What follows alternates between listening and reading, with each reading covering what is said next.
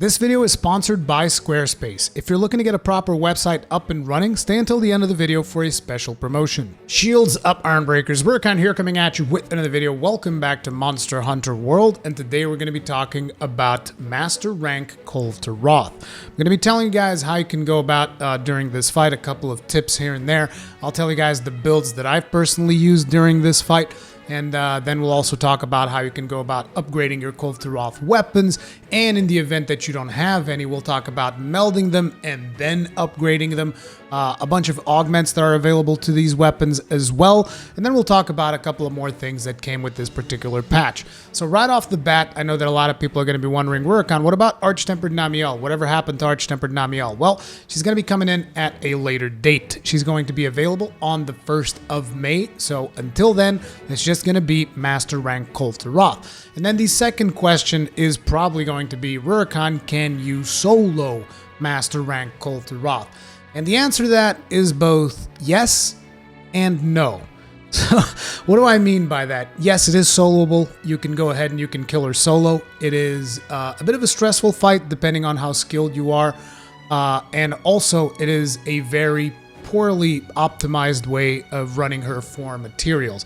As in, if you want to farm her for her materials, I would most definitely advise you to go in a 4-man group because you'll have a much easier time and you'll actually collect more materials than if you were playing solo. Because what's going to happen is as you break off her parts, she's going to start dropping shinies, and if you don't pick up those shinies in a reasonable amount of time, they disappear and you miss out on those materials, and those are the materials that you are going to need in order to upgrade her weapons. So yes, you can solo her, but no, I would not advise it. I've done it myself, and besides all of these downsides of you getting less materials, there's also the fact that it is a very stressful fight, because if you're not constantly pressuring the monster, if you're not constantly attacking her, breaking parts, maintaining her attention, she just up and leaves. As a matter of fact, I've had a couple of attempts where it felt like I was doing so incredibly well that she just left anyway.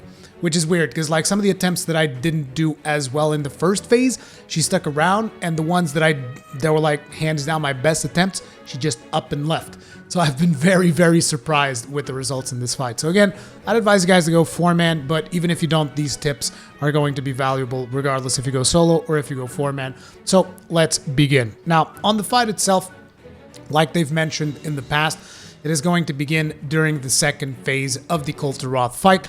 There's not a whole lot of differences. She's going to be more aggressive, as with every Master Rank monster. So you're going to be seeing faster sushi rolls. You're going to be seeing more sushi rolls. And you're going to be seeing just, you know, more of those sudden flame bursts that she shoots out of her mouth. The usual stuff. She's going to be a little bit more aggressive, but overall not particularly different from the Kulve Taroth that we all know. Now, if you've never fought Kulve Taroth, here's one of the things that you want to focus on as you go into the fight. Break her chest. Go straight for the chest. It's the little 2 gold things. They almost look like 2 golden breasts made out of stone, I guess. Go straight for those. Bust them up. The faster you can bust them up, or the more you deal damage to them, eventually she goes into her molten phase. When she goes into molten phase, you can then just start breaking parts off of her left, right, and center, because you're going to be dealing just like redonkulous amounts of damage while she is molten. And you do want to break parts. Go ahead and break as many parts as you possibly can. As a matter of fact, particularly if you're playing solo, I would most definitely advise you to bring Part Breaker. If you're playing in a 4-man, Part Breaker becomes less essential, but if you are solo, definitely bring some Part Breaker with you. And, you know, just start breaking parts. Break as many parts as you can, because if you don't break enough parts, she's going to leave. So as you go through this and you deal enough damage, eventually she's going to shed her coat, as she always has done, and then she moves on to the next phase. So the next phase is going to be the phase where we used to drop a bunch of pillars on her. We're not going to have as many pillars as we used to have during the siege. There's only 1 pillar, which is the very first pillar on the right side of the arena. You want to make sure that you nail that. Nail that pillar, hit her with it, because it's going to deal a lot of damage. It's going to give you a lot of openings. It's probably going to be one of the fastest ways of you busting up her horns, because that is one of the biggest openings you can get, is dropping that pillar on her. Particularly if you're able to drop the pillar while the little volcano thing is active. That's like godsend. It's going to be perfect for you to just go ahead, let loose, wail on her non-stop, okay? And then eventually, as you deal more and more damage into the second phase, she will move into the third phase, and this one's going to be significantly harder than before because she has like a special attack she does onto the ceiling that's going to drop a bunch of goop into the ground, deal massive amounts of damage. She has a new special attack where she just kind of like jumps forward, hits the ground, and lava spews everywhere. So be on the lookout for that particular attack. It's a massive AoE. Deals massive amounts of damage. Make sure that your armor is fully upgraded before you attempt this fight if you are coming in solo. And even if you're playing on a 4-man, try to have your armor fully upgraded. Really commit to it for this fight because you're going to be taking a lot of damage. In terms of recommendations for Hunter tools, I would recommend Fireproof Mantle and Temporal Mantle, which these are just two very defensive mantles, but they come really in handy because she does a lot of fire damage, and just having that particular mantle is going to help you out even in the earlier phases, because a lot of times she'll just like spew fire onto the floor and that becomes like massive AoE, and if you don't have like something to protect you from all that fire damage, you're kind of screwed. So having the Fireproof Mantle most definitely helps in this. Particularly, like I said, in that third phase, because there's going to be like fire all over the place. And yeah, the Temporal Mantle also helps you out to get the openings for wall banging her. You can wall bang her now, but in the early phases, I'm not sure how much I would focus on that if you are playing solo, because in my opinion, in the earlier phases, it's more important for you to hack away at her chest to get her into molten state, and only after you get her into molten state, then you can deal damage, then you can wall bang her and do whatever you want. But the wall bangs in Kulve Taroth, they don't actually give you a massive opening because she doesn't even fall over to the side. She just kind of like reels back and then composes herself and keeps attacking. So it's more about the damage that you deal in the wall bang than necessarily the opening for the follow-up attacks. So in some cases, wall banging isn't even that important. Like in my sword and shield attempt, because I've killed her with insect glaives and with sword and shield. Those are the two weapons that I've killed her with. I would definitely not recommend gun lances on her. Just a thought. But in the sword and shield attempt, like my perfect rushes would deal more damage than the wall bang. So a lot of times it's just straight up not worth it. If you can avoid mounting at all, I would save the mounts for the third phase. If you have someone with you that's got like CC of any kind, save that for the third phase, because the third phase is going to be the hardest one. She's just like super hectic, jumping all over the place, attacking nonstop. There's very few openings, and like I mentioned, if you're not constantly attacking and breaking parts, she leaves. During this whole fight, if you are not breaking parts, if you are not keeping the pressure up, she leaves. Despite the fact that the timer is going to tell you 50 minutes or whatever, like 20 minutes is what you're shooting for, straight up. And as a matter of fact, if you're solo, those 20 minutes are going to be extremely tight, okay? So just keep that in mind. Don't even look at the clock with the 50 minutes thing. Treat this as a 20-minute quest, because that is kind of like what is designed to be. And finally, for the third phase, one of the things that you should always keep in mind is that that middle pillar allows you to do aerial attacks, which is particularly good if you're playing something like the hammer, or if you're trying to do the sword and shield's helm breaker, or, you know, other weapons that take advantage of aerial playstyle, maybe the greatsword, even though the greatsword has been somewhat nerfed in terms of its aerial capabilities. You know, basically getting a couple of mounts off in that third phase might be useful. So yeah, keep that in mind. That pillar in the third phase greatly helps you. Again, in terms of weapons, for this particular fight, I'd advise you to bring your most agile weapons.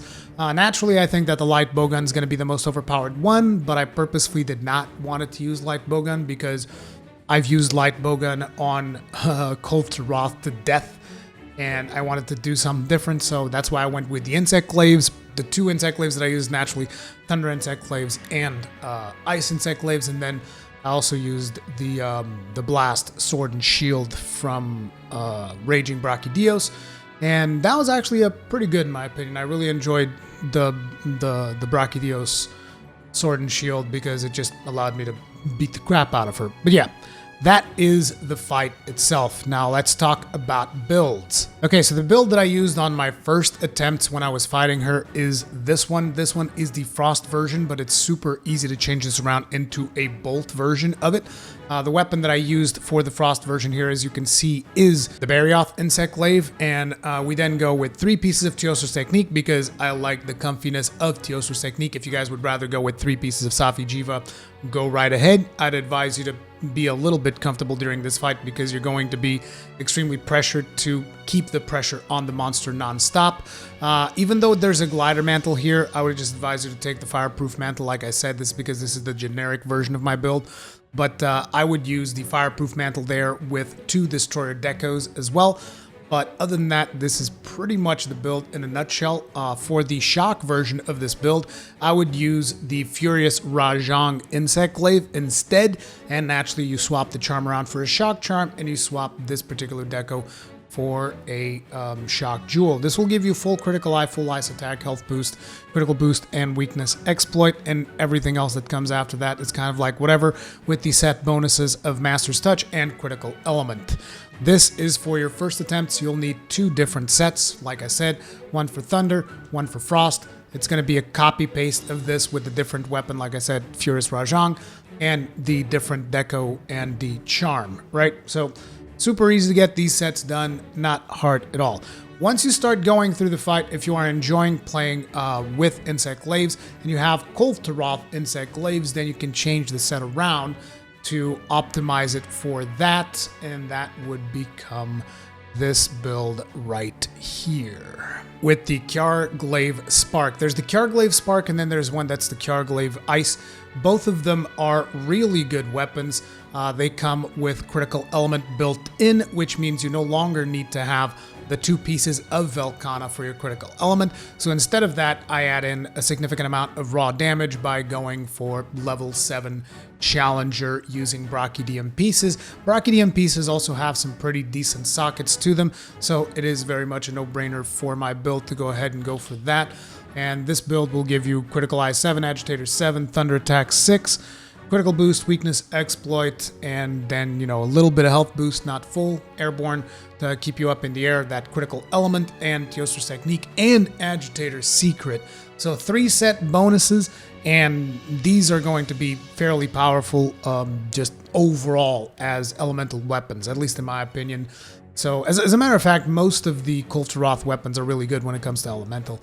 Now, in terms of my sword and shield build, which is probably going to be the build that you will be watching in this video, even though I fainted once using this build against her, it is still the build that I enjoyed the most because you know, I just like sword and shield, so it is what it is.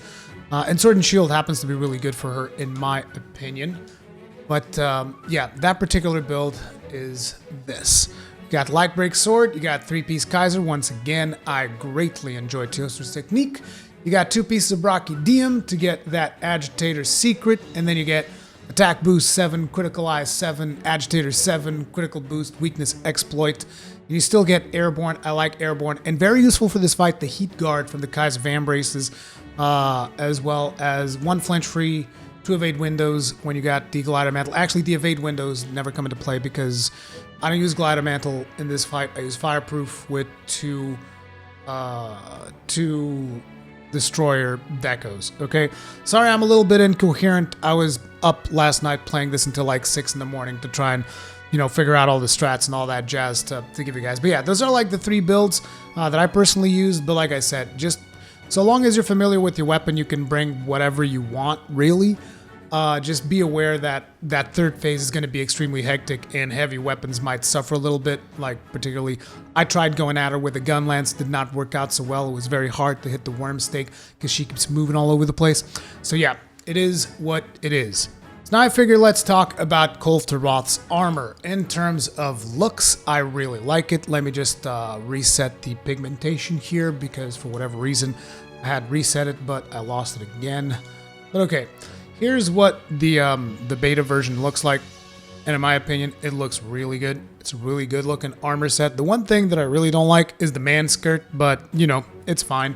I'm not against man skirts. There's quite a few good ones in Monster Hunter, but this one in particular, like the whole scales and the mermaid motifs to it, I really don't care that much for it. But I'll tell you what, I will actually be using it on a set that I'll be working on for my sword and shield. But yeah, this is the beta version. It looks great.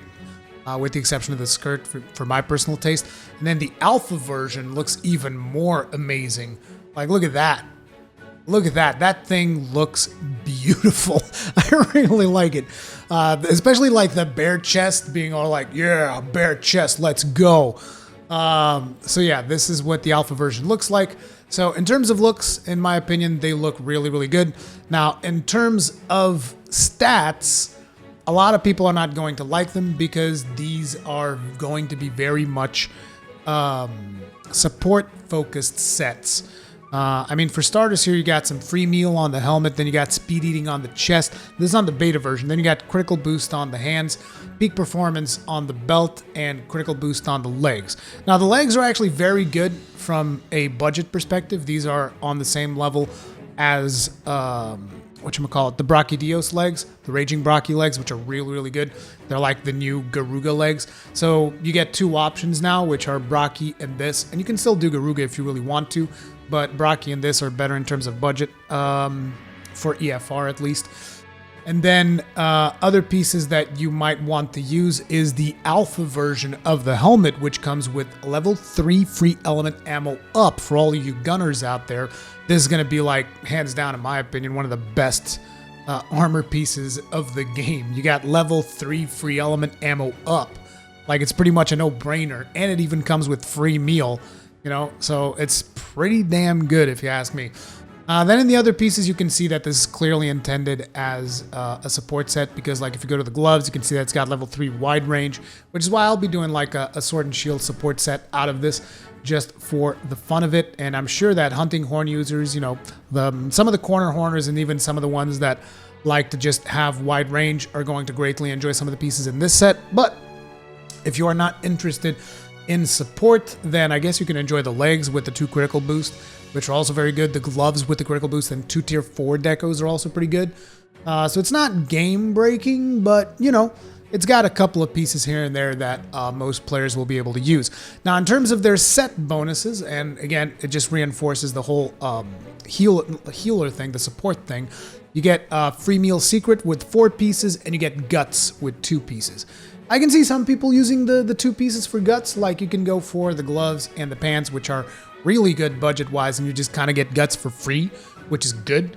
But other than that, I really don't have a whole lot else to say about the armor. I think it looks good. I think it's cool that they're giving something to the support players, and even the gunners get something really cool, and even the min-maxers get something really cool. So overall, her armor is actually pretty all right, all things considered, right?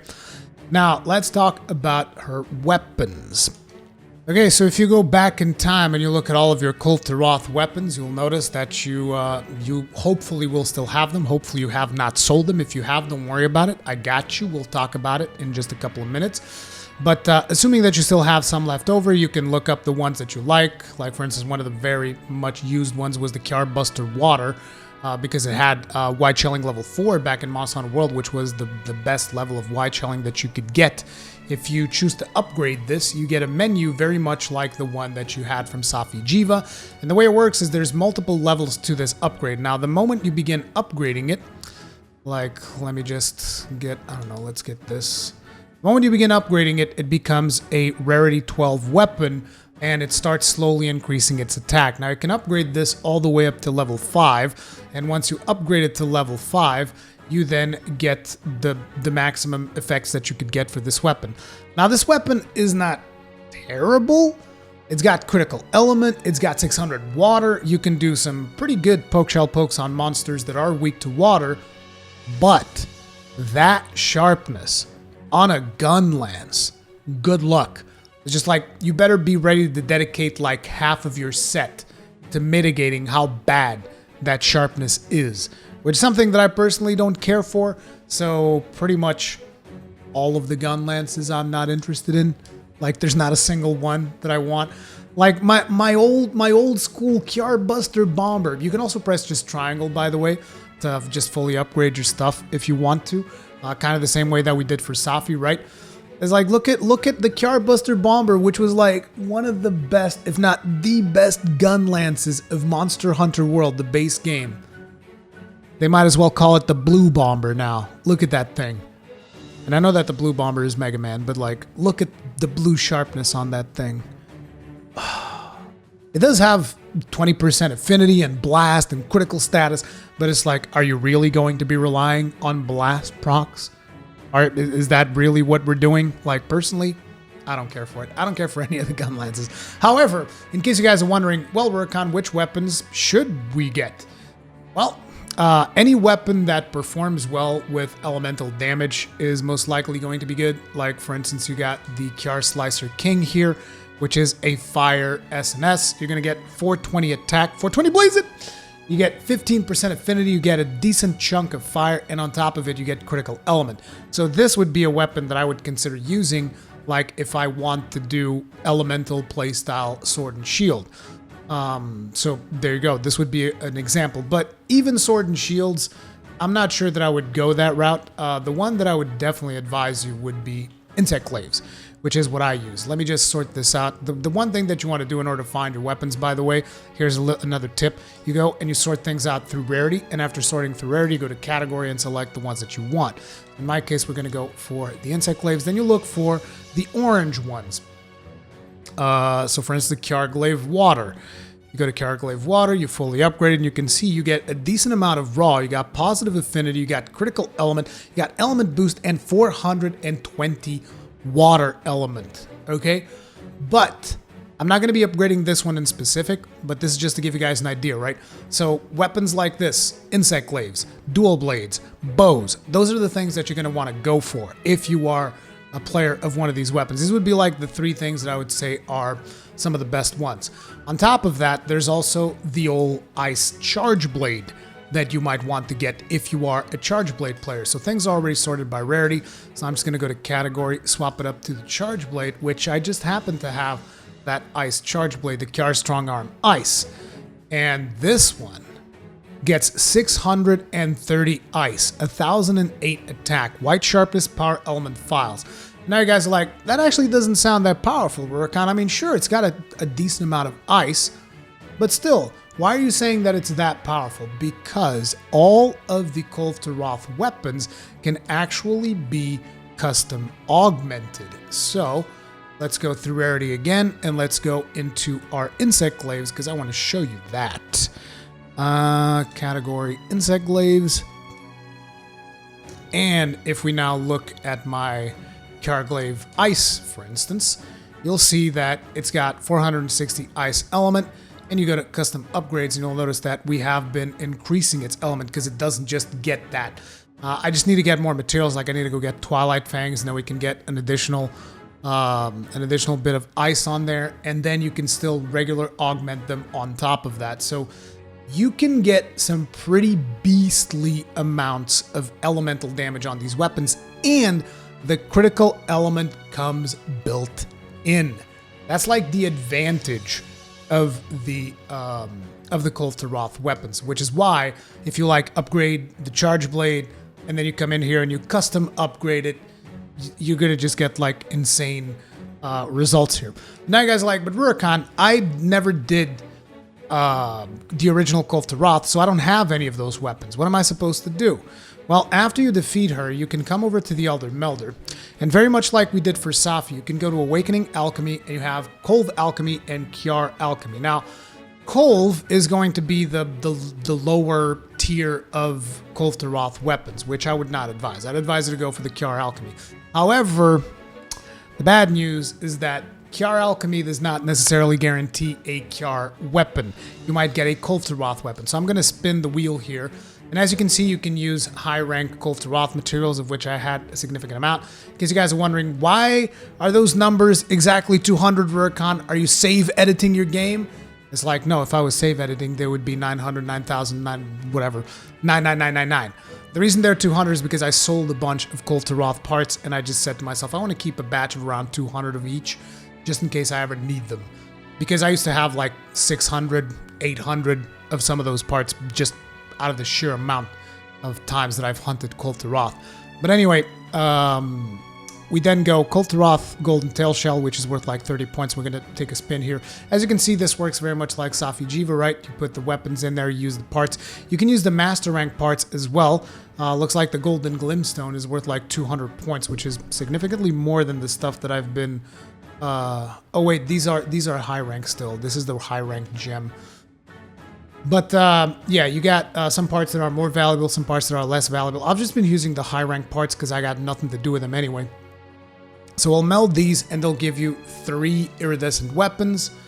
And you guys know how this works. These are going to be random. You do not get to pick which weapons you get. You might be lucky, you might be unlucky. So we got Taroth Daggers, Taroth Arrow, and Taroth Crest. See, this was the perfect example to show you guys. You don't always get a Kjar weapon despite the fact you are doing the Kjar upgrade. You can get the Taroth weapons, which kind of sucks. I really wish you could just like select, look, I want a Kjar or I want a Taroth. It's already bad enough that there's so much things to pull from this loot pool, and then on top of it, you know, the highest level of alchemy still can give you like a lower tier of weapons. You got Taroth, there's a Kjar. See, you can get the Kjar weapons there, but you know, you're also going to get a bunch of Taroth stuff that you probably don't really want. Anyway, I don't really want any of these. I'm going to just sell them. I don't care.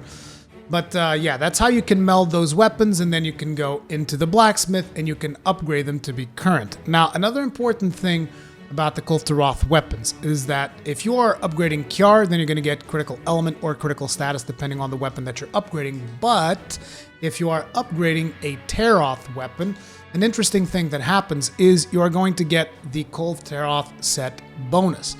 If you look to the bottom there, bottom right, you'll notice Kulturoth Essence gets added into the weapon. So if you need a weapon to complete your Kulturoth set, you can get a Taroth weapon upgraded. Boom, Bob's your uncle. And that's how you go about upgrading your Kulturoth weapons, how you go about doing custom augments, how you go about melding new ones, all of that jazz. So now let's talk about something else. Another thing that was added into this particular patch is the fact that you can augment your weapons to change the way that they look, even if they are not bits on sticks. So for instance, right now we have the sword and shield from Raging Brachydios. You can go to layered weapons and I can make it look like any other weapon in the game.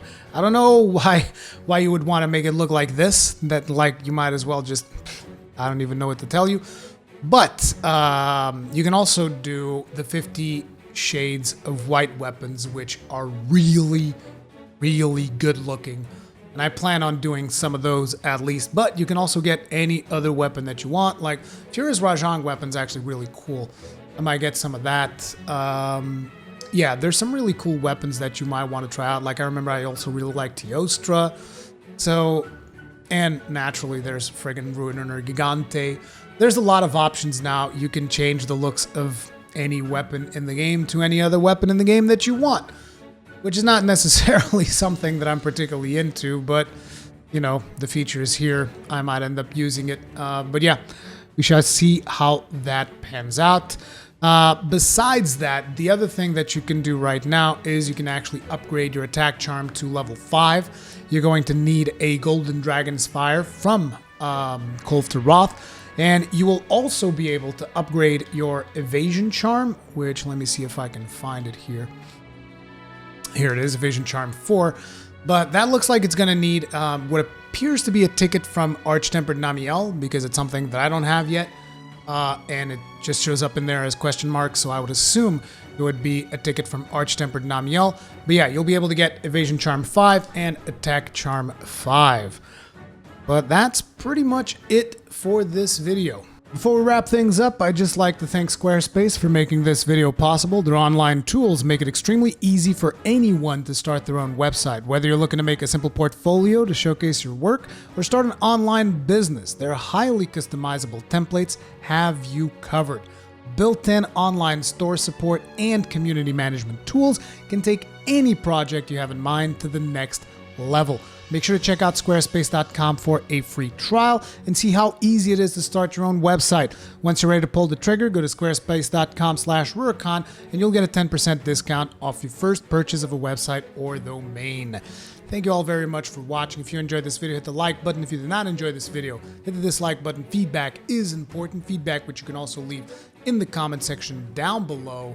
I'll see you guys on the next one. Stay strong. May your shields never break. Make sure to wash your hands. Stay safe. Stay indoors. Peace out.